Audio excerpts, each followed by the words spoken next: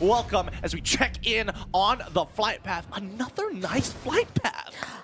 Seriously, the thing is right now is all about which side do you guys want to go in. So far, the Team Flash, they did had a little bit of contest for the high tier, despite that they were the only one who jumps in. Once people found out about it, everybody wants to go into Team Flash. And that's the reason why they falter immediately at the Purgatory. On the other hand, here at game number 8, it seems that everybody decided to say, hey, might as well just go out with a bang, right? For the last game, we got attack all round, will be contested out, but it seems that nobody is actually going to fight it off there. And on the other side, we got this Japanese house will be contested by the Team Flash as well as Buriram United. Now, these two teams, definitely we have the odds number compared to the team of Buriram because they have the most engagement, but it seems that Flash will get the first blood to take down Jonah first of all. Artemis still surviving, backstab comes through, he's trying to actually survive it out. Ice wall for the barrier, but goes through with the backup right here. 1v1 situation. Yanbi will be taken out, volley also being shut down, trying to shoot down to Wasana, but Wasana is jumping up and down. Artemis trying to survive it out, but it's gonna be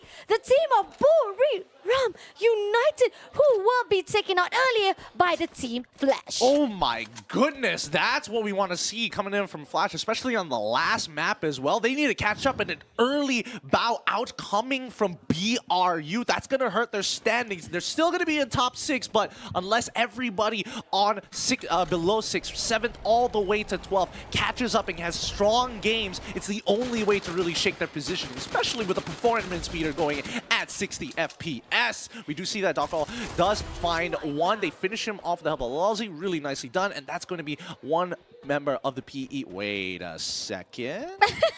Wait a minute. That's not one person. That's the entire squad. Man, so what's it like getting your predictions right? Not anymore, as my BRU already been wiped out. I got the curse again, bro. Oh no, what is going on? I really thought that Buriram will be able to actually get a hold at the Alpine side, and I think they didn't actually expect that Team Flash will contest the same area. But then again, Team Flash flashing before our eyes and managed to get a team wiped out. Again, they are not consistent tonight. There are days. Yes, definitely there are teams that will not be able to push through, but it seems that Team Flash has some of the games on their side so far. We got Torad also managed to get a team wiped out, and two teams that has been taken off earlier is going to be the team of Rivers Red as well as Buriram. Still left with a few teams that coming up to fight off. It's going to be the team of RRQ here at the train station. So far, doesn't meet off with anyone just yet, and it seems that the area side of this Alpine is still not giving a lot of the space for them to fight off. Esports, it seems that they're actually sneakily checking out RRQ like, woohoo. Yep. Can we go in for a fight a little bit? I mean, they were able to get the revives, which is great. It's good. They're back at it again. They don't need to worry about too much as of right now, so at least another lifeline has been bought. In the meantime, however, we will see the rest of the teams start to make rotations happen. The first ring is going to close, but there's a lot of ground to transverse. They've got vehicles at hand, ready to go whenever necessary. So let's have a look at North right now. Currently, he does hear the vehicle coming up from PE, but attack all around is not too far away. Okay. Oh, Karos Thought there with a one shot. Nicely done. Gonna actually not allow North to move away with the vehicle.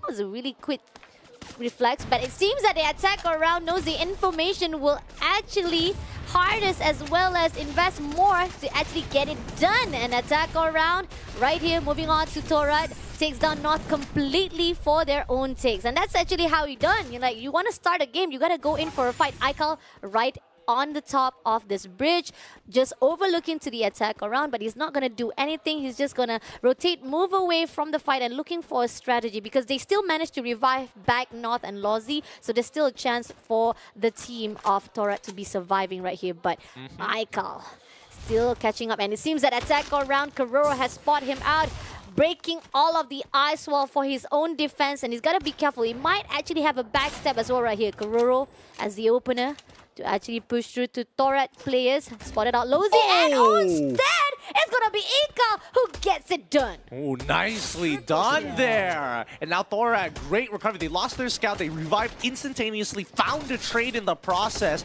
And now Attack All Around have to play this extremely slow, losing another member as well. Their sniper, not exactly the best position to be in. They already sent somebody out. Go revive the rest of the members. We'll hold the line for as long as possible because RRQ Kazu coming in from the north side wants to be part of the bout. Oh no, got a trade there for the numbers. Attack all around, jump got spotted out. Darko gonna actually go in for the dash 1v1, shooting off with the charge booster, but doesn't get it done though. Ended up, Darko goes down. Foki will be taken out instead by Darko in the process.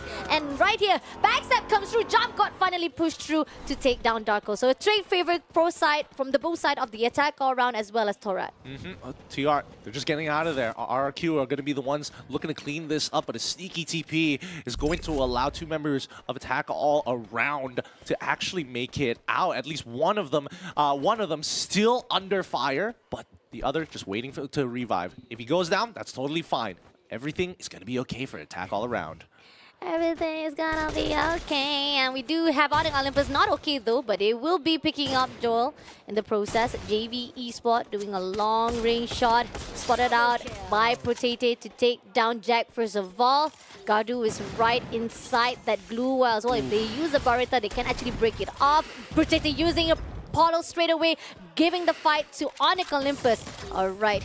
If he has a grenade, he can actually throw it out. He's trying to jump into the glue wall instead. And he's trying to actually also reload it out.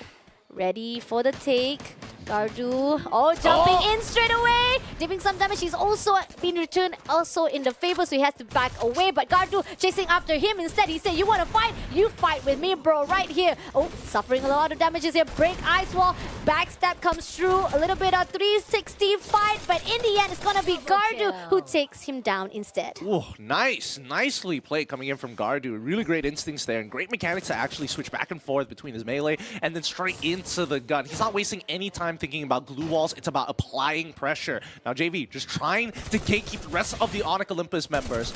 It's 4v4 for now, but a lot of space to cover as Onyx is going to send one of their members further into the circle, so it's a 3v4. Ooh, Onyx Kiba managed to take down JV Limit as well. So that's a really good number coming in from Onyx Olympus, but Cougar comes through right here for the backup. He says he want to actually revenge for the death of the teammate. Kiba still struggling, trying to reheal himself. This is the outside zone. It's going to be even more possible, but Cougar rotating around through the shack. Trying to find the opening though, and now he fought it. He spotted out. He's gonna throw the grenade first of all to break the ice wall, and he's finding the opening. He's gonna break it off from the window side, but it's gonna be Kiba who gets the kill instead. Oh my God, Kiba! That is triple kill coming through from the Onyx Olympus. What can I say? Trogon difference in these types of situations. That's why it is the most popular gun. It's so very good at what it does. But more importantly, so they're still getting held up with JV in. The rest of the members, they got the revive, but they're sick of Kiba. They need to get rid of him now. And Orgus, he's got knocked down for now. It should be a simple trade, but Kiba still buying plenty of time for the team. Gardu is able to get the finish. The rest of the Onyx members are slowly closing back in. They know for a fact that JV cannot get out of this. Wow! Oh my Lord, Kiba! That was a beautiful spin. A great well done job to hold the position. Onyx Olympus, this is a way different fight than it, but on the other spot, they've also been taken out. And JV Esports finally spotted out another player, and that's going to be the end for the JV Esports, done by the team of Onyx Olympus. The only thing taking Kiba out ain't going to be JV. It's literally a landmine. That's the worst part.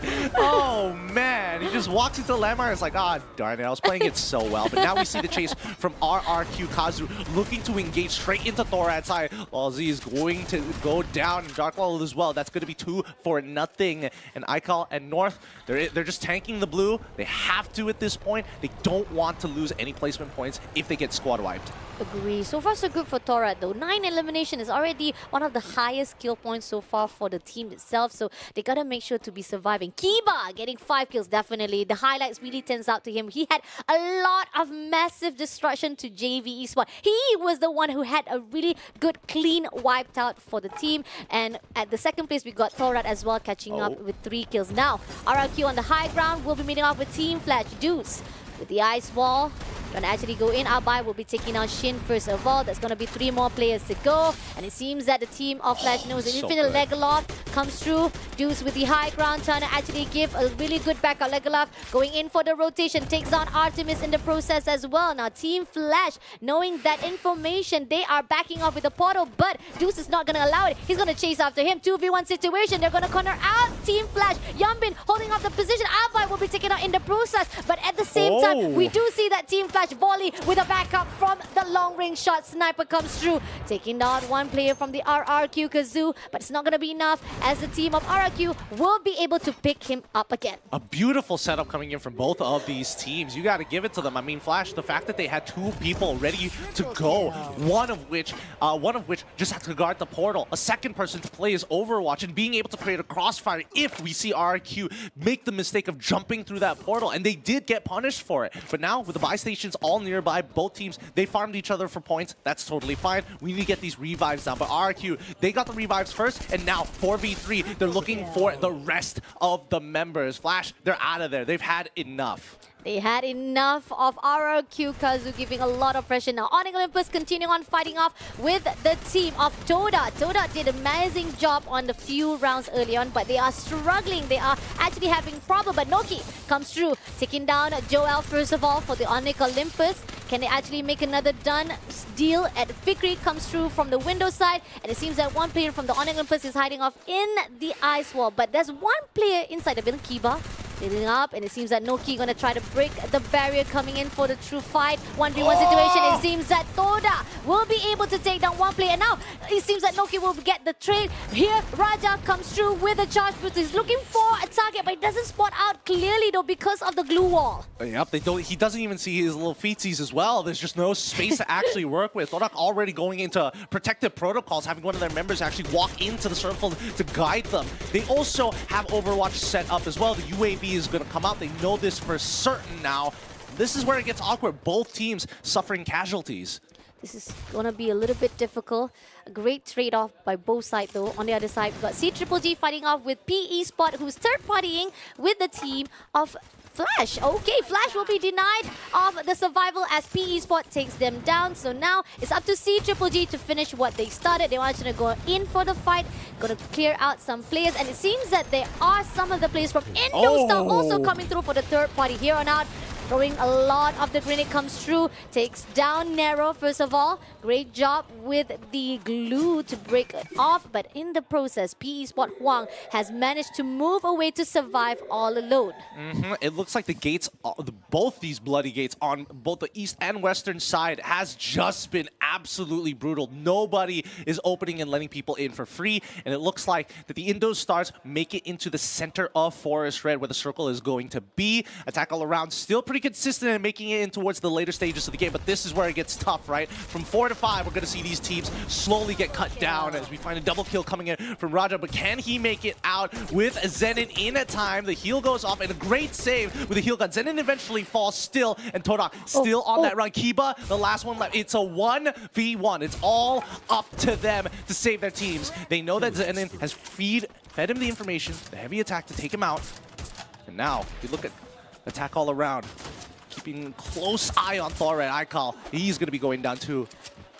Ooh, a struggle coming in from Toda. Unfortunately, we do see that this 1v1 is not going to be in the favor of Toda as they are suffering a lot at the outside zone. But Kiba comes through, dashed in it. But Toda Raja still surviving on putting out the ice glue wall. Damage comes through, and there you have it. Toda will be eliminated at the 7th place by the team of Onyx Olympus. Oh my goodness, attack all around. They saw it and noticed that Onyx Olympus, they're stuck out in the blue here. Attack all around are not going to let anybody else go through. This is their play style. They play for the outer ring, and they're controlling 2 directions here from north to south on the eastern front.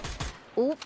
C-Triple-G also been spotted out, trying to break the ice wall as well. C-Triple-G is actually in the midst with the team of Indostar in their process. Onyx Kiba instead actually slingshot to the death of his own. With 30% left for the health point, he is actually giving his death just freely for the teams. On the other note, attack all around. It seems that Foki was tagged off by Legolas, a really good composer for the side of RRQ Kazoo. But on the other note, Peter, right here, already ready with a portal. He wants to go into Hoi Sangdo. Does he want to go in? But instead, he will use the long-range shot instead to shut him down completely. Attack around, will lose Hoi-Sang in the process. What a great setup coming in from C-Triple-G, right? You know, go in, go for a little bit of prodding, go back out if things get dangerous, maintain your high ground, and slowly make your way into the circle. You get to punish, attack all around. You make sure that there's a lot of pressure on the Indo-Stars as well, while still having the information of RRQ Kazu, who's getting gunned down in the middle of the river, trying to make it out, and Abe as well goes down a team wipe, and that's C-Triple-G taking this, and they might be able to take the entire game too. 3 more teams to go. C-Triple-G has been suffering, but is this going to be the start of them trying to pick up the pace and able to redeem themselves for that 7 rounds that has been struggling? Indostar right down below. They have the high ground. Definitely they need to figure out how to actually close in to fight it off. But it seems that Indostar ready in to be surviving on it. Kiba also joining in for a fight. Portal is already open, but Zone, will they actually be going out from the high ground so far? So good. No any actually fight so far, because the fact is everybody is just holding their ground. The positioning is not in anyone's favor whatsoever. But C-Triple-G already prepared with the portal, and they might actually be able to gatekeep those who goes out from the building. And that's what we want to see. We want to see if C-Triple-G with the full squad right here be able to have the odds in their favor. Yeah, but let's see how much util they actually have as they start blowing Raz up. Cover, say no more. We got this, boys. That's going to be 1 knockdown instantly as IDS tries to retaliate with grenades himself, but CG and Triple G jump down and take the fight. They expected this. Peter goes down. Kotil and 18 Deer. Can they pull this one off as 18 Deer loses his feet, loses his life at the same time, as C-Triple-G might actually find their first booyah right at the end on the final map of the day. Koskyu, he's gonna have to take his time with On Fire. They gotta work together here. They have to work together. If not, they're gonna be losing more members, because keep in mind, 2 squads are alive. Kiba has been waiting so patiently, and C-Triple-G are not taking any chances at all. Right here, 2 players of solo, a representative Indostar as well as Onyx Olympus. It's going to be Indonesia versus Thailand to actually